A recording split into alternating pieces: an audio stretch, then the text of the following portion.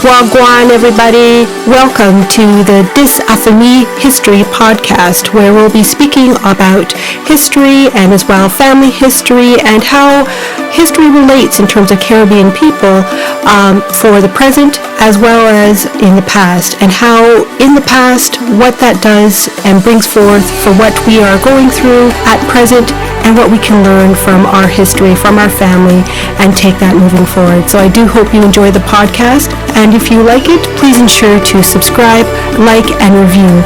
Thank you. In today's episode, I will be speaking with Emma Kathryn, who is a teacher, a writer, and an author, and we will be discussing Duppies. So let's have a listen. So thank you so much, Emma, for coming on to the podcast to speak about Caribbean folklore, and then in this regard, it's the Duppy come. And I know that you wrote an article many years back, and you have a podcast as well, discussing in terms of Caribbean folklore and what all of it encompasses, and especially, and as we're going to discuss today, the Duppies, right? And if you can just thank you for having me. Oh no, it's a pleasure. It's a pleasure. And if you can just tell the listeners, the audience, a little bit about yourself before we start. Yeah. So my name's Emma, and I am in the UK. So I'm of dual heritage. So my mum is white English, and my dad was born in Jamaica and came to the UK during the Windrush era as a child. And so, I've always been involved and grown up in that kind of dual culture. And for me, it was kind of, I don't know, I guess it was weird on the outside looking in, but for me, it was just normal, having those two different parts of myself. And so, a lot of what I do today is informed by those family moments, by my heritage. And so I practice Obia, which I often term as a Afro-Caribbean spiritual and magical tradition. And for me, part of that is that connection to the folklore element, because I think the folklore kind of gives us some truths that aren't always in plain sight, so to speak. Wonderful. Thank you for sharing that. Absolutely. And so I guess going on that is what inspired you to then to further, look into the Caribbean folklore and specifically Duppy, to focus on Duppy? Well, as we were just chatting, and I said that I can always remember watching, because I don't know if I just had a weird childhood, but we grew up watching, I guess what would be considered horror films today, and or even just kind of scary shows or anything that kind of made you jump. And anytime there was any kind of monster or ghoul, my dad would be like, "Oh, the Duppy come," and and so it was always there. But I guess as I progressed in lots of different areas, I don't know, there was always something that kept pulling me back to it, because I guess it always felt like I was leaving a part of myself behind. I'm interested in folklore everywhere, from wherever it is in the world, because I think there's something about folklore that carries that undocumented history, and so I love folklore from wherever it's from, because I think it just gives you a different perspective from the norm. And so for me, it was part of kind of finding myself, finding that family links, of exploring my heritage in kind of other ways than, that is considered normal, I suppose. Exactly. Yes. Yeah. No, that's great. So No, that was it's really, true. yeah, that was really what got me really looking into it, and it's really weird because I'd ask family members, and my dad is quite open, so he'll talk to you about certain things, but it's not always open. People aren't always comfortable talking about that, and I think that kind of really piqued my interest, and to get to the bottom of why are people so afraid of this part of our history. So I think that was really the driving force. No, I definitely agree, and it kind of brings it to life, because when we speak it, we're taking these stories and bringing it to life, right? So one of those Yes, things. 100%. Yeah. So and I know that we talked, the term Duppy, as you mentioned, it does have significant cultural and historical context in the Caribbean. But could you just elaborate on the origin and the role that it plays in folklore. Yeah, I mean, language is so fascinating because words are always changing meaning, over history and time. And so, the term duppy is used in several ways, I find, generically as a kind of catch-all term for anything supernatural or occultish or ghostly, or, Mm-hmm. so any type of monster or ghoul might be considered duppy. But specifically, a duppy is a spirit that hasn't been able to kind of pass on, and because it's not been able to pass on, usually the things that have stopped it from passing on are really momentous, but terribly so, occasions or events that have somehow bound that spirit to the earthly realm, and it's not been able to pass on, and that's where the kind of negative connotations come from. And so duppy has kind of a dual meaning, I suppose, depending on how it's used. The context is everything, Yes. like I say, sometimes it's very, very specific, and sometimes it's just used very generally as kind of to kind of describe anything creepy. Mm-hmm. Oh no, absolutely, absolutely. And you mentioned in terms of, with obia, there's two parts of the soul. And can you just Mm-hmm. define those two parts so it can kind of give a better context for, as you just mentioned, as to why these duppies would be around? Yes. So, Obeah and Vadun are very different, but one of the similarities they do have is the belief that the soul has two parts, so to speak. So you have that part that is, I guess you could call it the divine part, Mm-hmm. that animating life force, that spark of whatever it is that is us, you know. Um, but then you have the other part that contains the essence of the person, so their personality, their likes, dislikes, the things that made them. So they're the two different sides, so to speak. So the idea is that um, upon passing away, ideally you would like both to ascend to whatever's next. Yeah. um, However, and there's lots of different rituals and traditions that even today people don't realize are linked to Obeah, such as 9 nights, for Yes. example. Um, so, the idea is that ideally both would ascend to the next stage. However, sometimes the duppy is that part of the spirit that is us, so essentially ourselves. And when that is stopped from ascending, it's kind of trapped in this earthly realm, and so that's where we see that distinction with the two parts of the soul. When one of them is kind of kept here rather than going on to that next part. And oftentimes I feel that's where the negative connotations come in, because quite often, whatever the event was, it's normally something horrific Yeah. that's kind of stopped, that some sort of trauma. And so that's where we see, I believe, those negative connotations coming into it a little bit. No, absolutely. And then because you mentioned about the nine nine, and that is something that is always definitely practiced. And Mm-hmm. can you just go a little bit more into just the fact of when that nine nine is not necessarily attained or um, practiced, what that means? Because this is it's still part of this whole ascension, right? Yes, yeah. And so, like, because I'm obviously in the UK, and Mhm. so my dad was born in Jamaica. I was born here, and Mhm. so I always feel like, as sad it is as it is, there's often, as the generations pass, there's often a watering down, so to speak. Yeah. But even so, there are elements that people don't necessarily realize are part of that ritual nature. So the nine nights is, the idea is that somebody is with the body, um, to kind of keep watch, because you don't want the duppy to come away from the body, so to speak, and wiggle Yes. around. So part of a lot of those traditions are based around kind of keeping watch, and I think you kind of see it in some other cultures, particularly Ireland and their wakes Yes. and their funerary traditions, traditionally rather than modern day. So yeah, it's really fascinating, all of those little rituals that people do without necessarily knowing why we're doing it, you know. Exactly.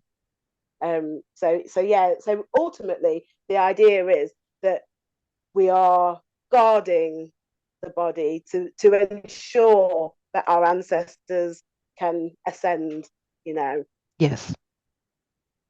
And for me that's kind of poignant because it kind of harks back to all of those familial links that we kind of forget, I think, in our modern day. You know, families separate, we move apart from one another, and so, and this is where that dilution comes in. But even then, I think, you know, so a few years back, one of my uncles passed away, and you know, it's really really sad, but then at the same time the whole family pulled together, you know. So you'll find that an aunt's house or a grandma's house is that central place where today, like in the UK, the body will be in the chapel of rest before the mourning period.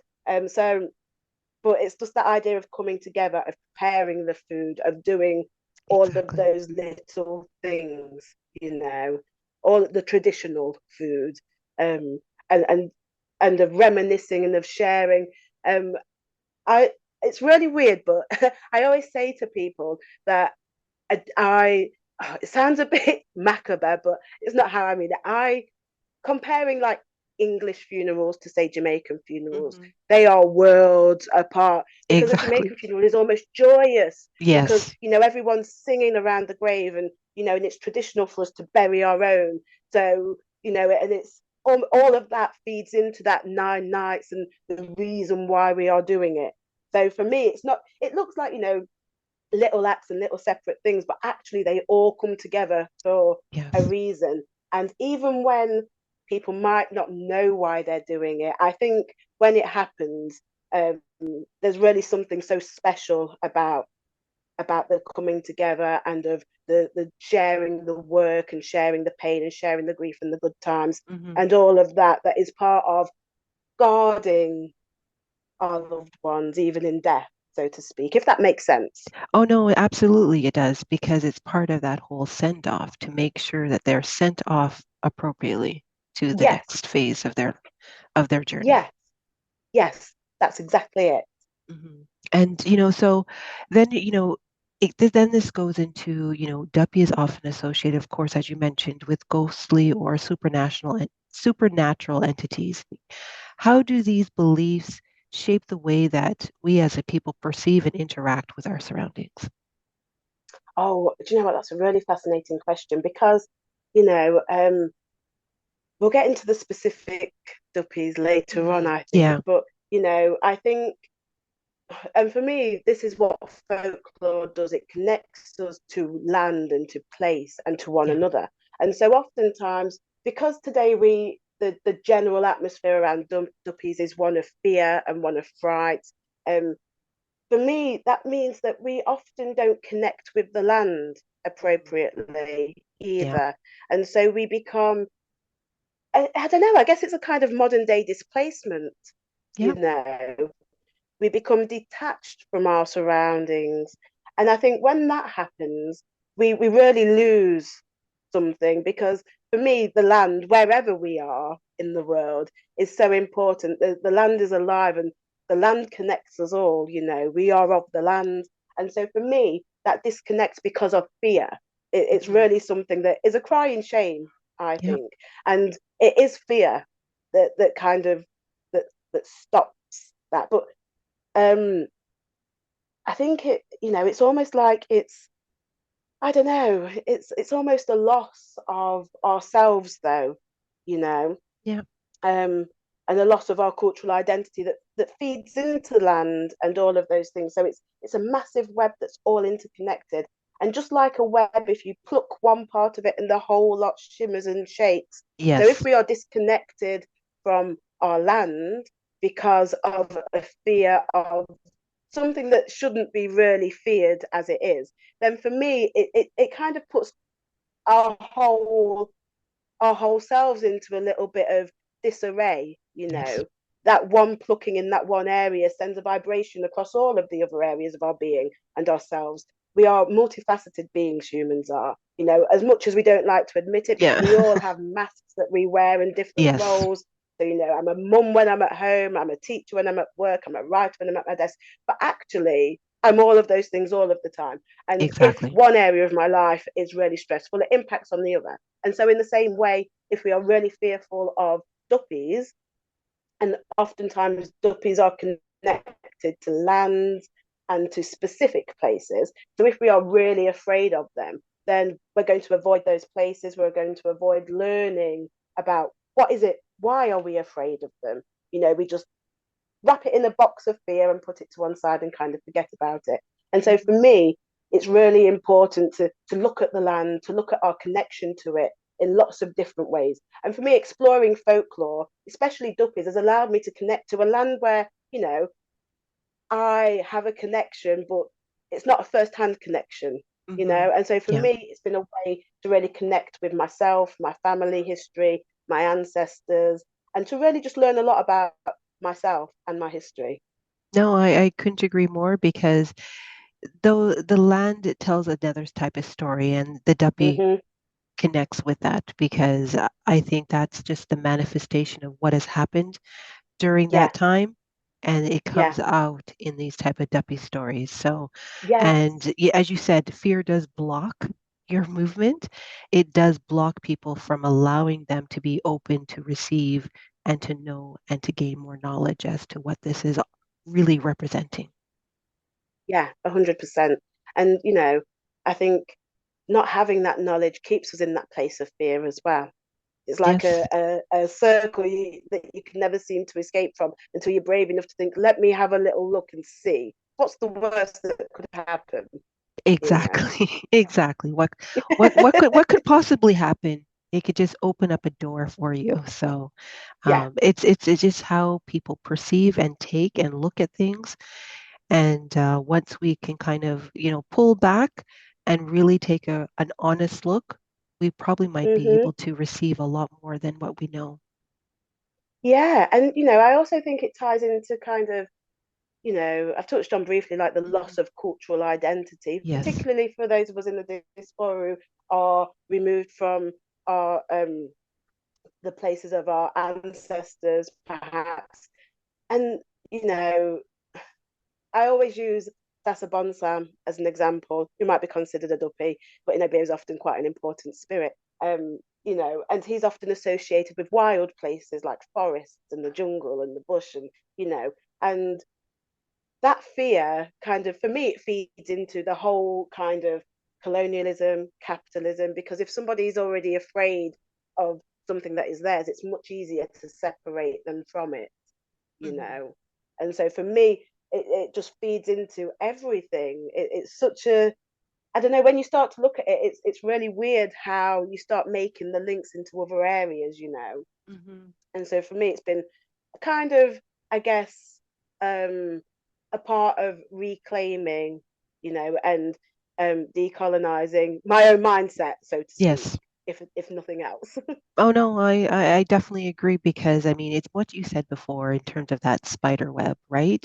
If one is Hmm. that particular web is broken, it kind of unbalances the whole web, right? So Yeah. it just shows how connected that we all are and how for us as a people, I guess community is significant, right? So Yes. and then of course going through the, Duppy stories, these are passed down through generations. I know I've heard, Yeah. from others, and of course, with your peers, you make, the most scariest stories to each other, but how has this oral tradition contributed to the preservation and the evolution of these stories? So like the oral tradition, I love oral traditions, but it makes it quite tricky because Yeah. it's not recorded, so it's lost. And it's the same, you know, it's when you look back at history that you have to look at who's Yes. you know. So for example, if you take some of the Norse documents, the earliest Norse documents, um, they're not written by Norse people, for example. They're written by the Christians, Yes. who dominated them. And you see the same in the Caribbean. So the literature that you often find is either quite historical and comes from the colonizers' perspective, Yes. the plantation owners' perspective, and because so much of the oral tradition is lost, or as we pass down, or as we move away, or as we become more disconnected, the importance of it is kind of lost. But I love the oral tradition because there's something about um, talking and sharing knowledge and passing it on. For me, folklore is a way of allowing us to understand the world and our place within it, but also ourselves.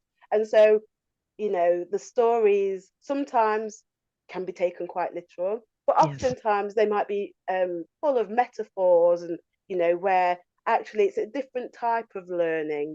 So for me, um, the oral tradition there's something special about that. But again, it's a kind of double-edged sword, really, because you know because it's an oral tradition, how is it being recorded? And I think Yeah. now there's more of a pushback to kind of bring it back into the fore as an oral tradition. So what we're doing now, talking, Yes. it might not be the more traditional sense, but the sharing of information with people and allowing people to interact with it, because I think Exactly. that's important as well. And for me, that marks the distinction between the more kind of accepted status quo and a different side. It's a different way of learning, isn't it, listening to those Hmm. stories and being able to sit with them and to reflect on them and to understand how they change us, because they do.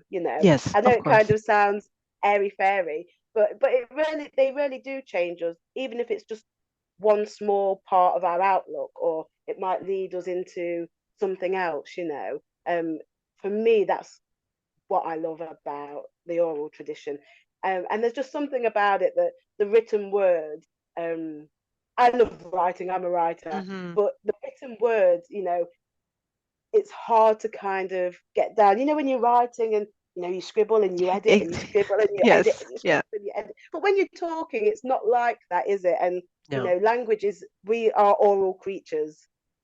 And so there's something special about the oral tradition, particularly, I think, for those of us who um, maybe feel a little bit disconnected. You can, for me, you can start the old tradition by going and speaking to your relatives, the elders in your community, finding out what they have to say, what stories did they learn, and sometimes you'll get, well, quite often there's an element of fear that we talked about with the duppy Hmm. stories, but I found that even when there's that element of fear where people might not want to talk about it seriously, they're always happy to kind of share um, a scare. My nonna would talk about, not very often mind, but she'd Hmm. talk about her own childhood in Jamaica. And it's listening to that and having that connection that's, I don't know, it just gives you a sense of lineage, I Hmm. suppose, you know? No, no, it definitely does because I mean, now it's living in a different form because that Yeah, person that's now hearing that, it's going through their mind and it's going through what their perceptions of what that story would mean to them, right? So it's taking on another type of life form, so to speak. And so, and I think that's yeah, really I guess the power of these oral traditions, these oral stories that we keep yeah, being able to pass from one to the next. yeah, 100%, absolutely. There's So, something beautiful in that as well. yes, absolutely, absolutely. Because again, it just gives us a connection to our past and it gives a connection to where we come from on the continent of Africa. Yes, I love that. Yeah. So now going into, I guess, your 5 examples of the different types of duppies and the significance of these particular duppies, if you could just go into that a little, please. Yeah, so these are kind of the most popular ones that most of us would have grown up hearing stories about, at least one of them. I know, for example, so we'll start with the rolling calf, because, you know, that's the one my dad will often talk about. And, you know, and what's the saying? You can't catch the rolling calf with your left hand, or you have to catch it with your left hand, or something like that, which feeds into that folklore and why the left-handed. And so that's what I mean when I say it's like a little rabbit hole, and you just go down it and it takes you deeper and deeper.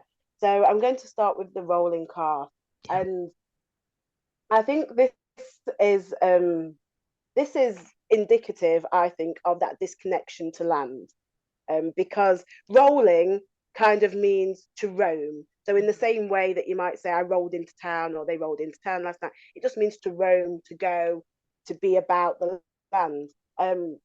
So it sounds monstrous, this one, because it often takes the form of a white goat with fiery red eyes. And what's to me, what is most monstrous is that it has the back legs of a goat, but on its front legs, one is a human leg and one is a horse leg. And, you know, so instantly we're catapulted into this very strange kind of, you know, it's easy to be frightened by this. And so he has clanging chains around his neck, and you can hear them if you're out in the countryside alone at night as he's rolling around looking for his next victim. And so already, you know, it's a way of frightening people of not going out at a certain time. Exactly. You know, avoid, you know, a form of control even. But I don't believe that's how it started, you know, because none of these Duppy stories start with something wanting to be controlled. Like I say, oftentimes they start from some traumatic experience or other. But the rolling calf is one that almost everybody must have heard of if you come from the Caribbean, or you have family in the Caribbean, or you have those links. So that's one my dad talks about a lot. And oftentimes, you know, I think what's interesting about that story is why the rolling calf? Why does it look like it looks? And for me, this is where we talk about metaphor, you know, because why does it have a horse leg and a human leg? And we can look at that, and we can talk about being disconnected, of not knowing ourselves properly, not being able to kind of see ourselves properly. And so for me, it goes into all of that, which I guess is another kind of fear, but one that is less kind of shock and awe, and more of a fear that's deep inside, I suppose. That to me, it symbolizes that loss of connection to place, the rolling calf. And for me, that's very poignant and sad.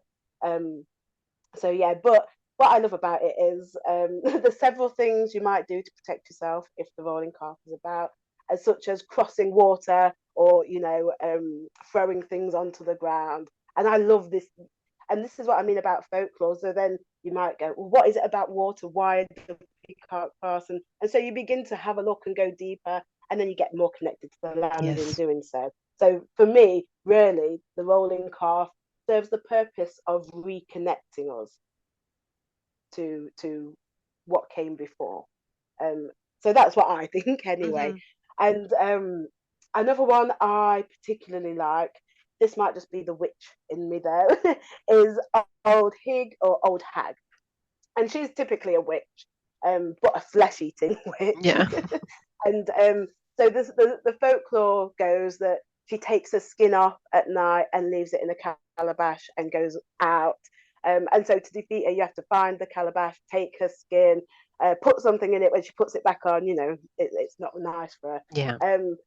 So, and again, for me, this is a way of the fear side of it is disconnecting us from our own power. You know, our own power is made to be seen as something evil, something to be afraid of. And for me, this harks right back to colonialism, you know, and slavery and all of those things. And it's how we, for me, it's kind of like how we see that spread of colonialism, of that stripping away of a people's identity and replacing it with something else, while instilling fear about the old identity. And for me, this Duppy kind of is that, you know, she is for me, it's almost like a reclaiming that fear. Let's reclaim her. Let's recognize our own power. Let's not be afraid of it. So for me, there's always that element of fear, but it's always twisted around. Yes. I think the fear that we have is often because we're afraid of some sort of change for ourselves, because better the devil you know, right? Exactly. So we're often scared of taking the first steps of that transformation. But I say to heck with that. Let's embrace old Hig. Exactly. And so the next one is the 3-foot horse and whooping boy. Now, this is one of those that I talked about is entrenched in a tragic accident or incident, or you know. So this one, as the name suggests, is a horse with only 3 legs, but it can outrun you. don't let that fool you. It's got hot fiery breath, but perhaps the most terrifying aspect is the rider. So whooping boy, it's a boy, and you can hear him whoop whoop whoop. So and if you're out after nightfall in the bush or the mountains, you might hear the yip yip call of the whooping boy. And if you just close your eyes for a moment and try and imagine what it might be like to be in rural Africa or rural Jamaica or rural anywhere for that instance, where the woods, the forest, the jungle is thick. You've got all of those night sounds and all of those night creatures. I mean, even if you go to the woods in England at night time, it's terrifying because you hear like the screech of the owl when he's hunting, or the fox, and you think, oh my God, what is that? So imagine what it must be like in a really deep forest, deep in the bush, deep in the jungle, all of those night sounds that you might hear, the utter darkness of it. So already we're beginning to see that fear element creep into the land itself. So could you just imagine being in that place, knowing these stories, and then hearing what you might think is the call of the whooping boy, and how terrified you might actually be? Yes. But like I said, the history of this one is quite sad, because from my own research, what I've been able to piece together is that its origins is in the murder of a young child who was apparently killed by some sort of butcher or something. And so this is what I mean, where oftentimes it's some massive trauma that stops spirit descending as you would hope. And there's almost an element of revenge, of justice almost, in the whooping boy. And I think this is for me, this means that, what does revenge look like to us? Is it actually reclaiming ourselves, reclaiming our roots, reclaiming the knowledge that has been hidden from us for so long, kind of finding our own truths? For me, that's the best kind of revenge, that growth, that self-growth. So, you can already see that each of these duppies kind of represents an element that's necessary in this reclaiming. And this is what I always try and come back to with the duppies. It's not necessarily about fear, although there certainly is an element of that, and understandably so. Sometimes that fear is kind of excites us a little bit as humans. We all have that those stress hormones, the flight or fight, and and there's, in our modern society, where we don't necessarily have the same kind of, I don't know, things to be afraid of that our ancestors might have. But we still have those responses, but they're quite bad for us because we don't need to run anywhere. We don't need to fight them off. And so for me, channeling that energy into reclaiming is all part of working with duppies, with exploring duppies in folklore and all of that kind of thing. So for me, with the whooping boy, yes, we might say is he really evil, or is he seeking his own justice?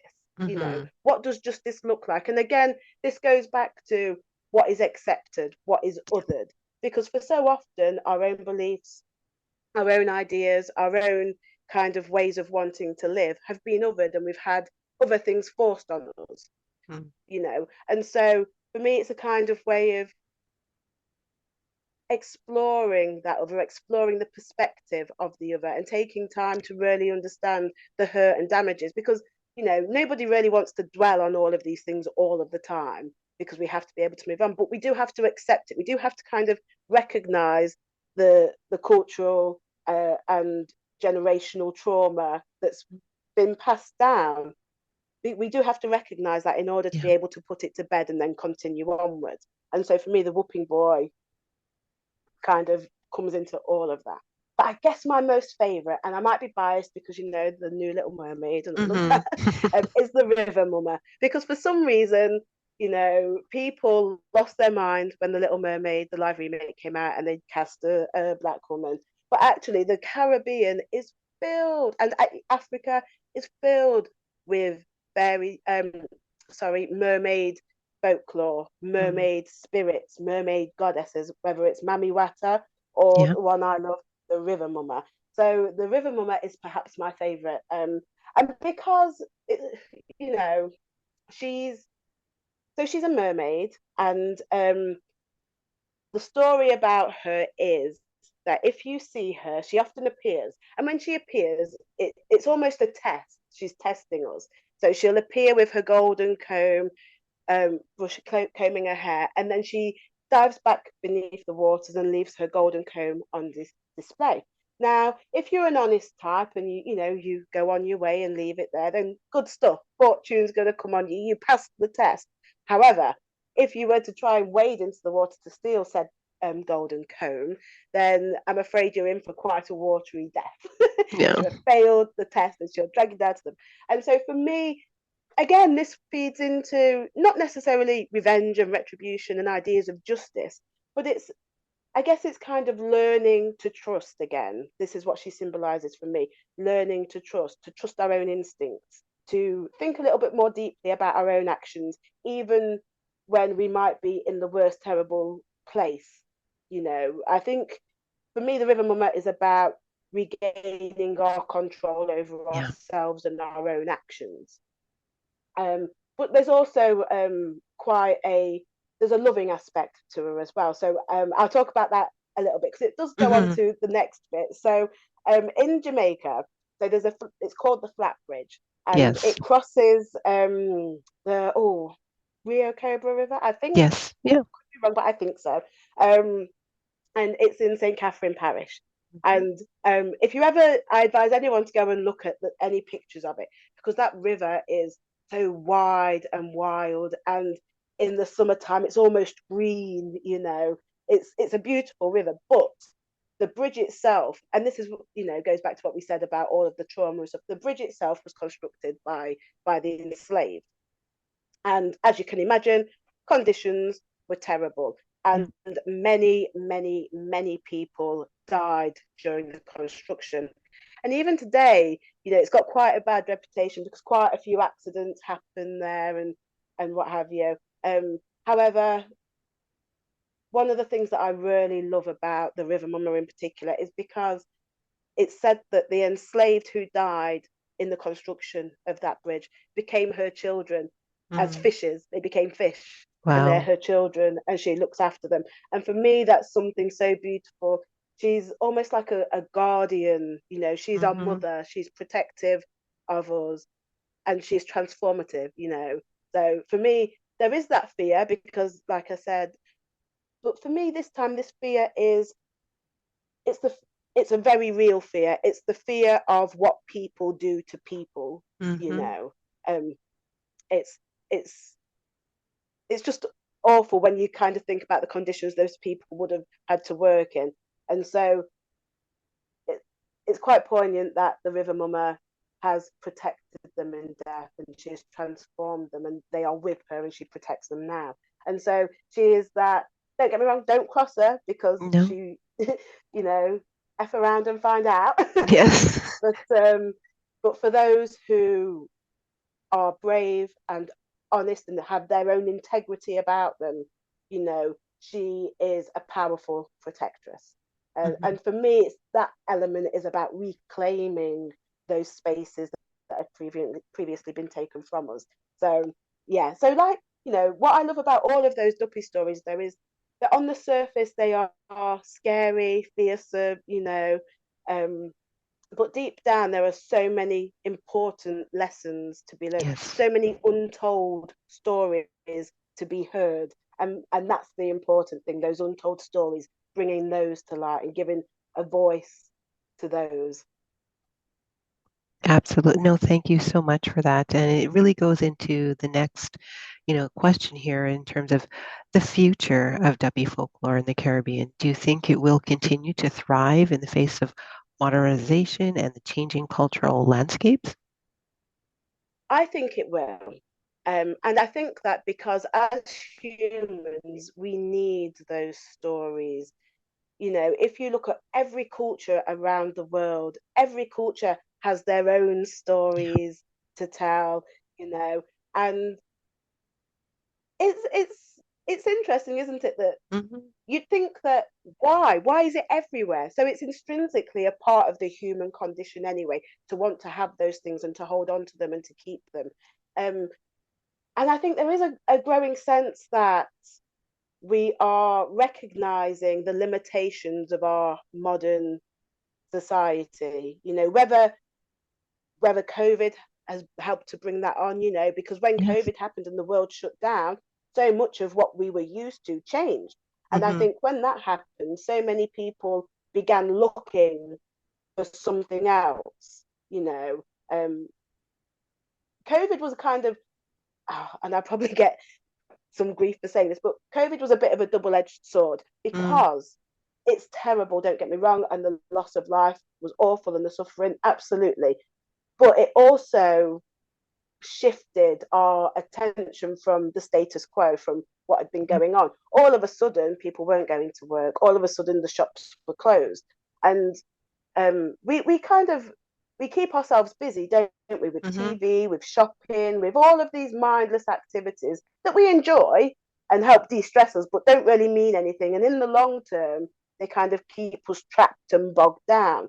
And so when all of that went during COVID, I think it really made people open their eyes and begin to think about things a little bit more differently, a little bit Yeah. deeply. And so I think that as humans, we need these stories. We need that connection to the land and to each other.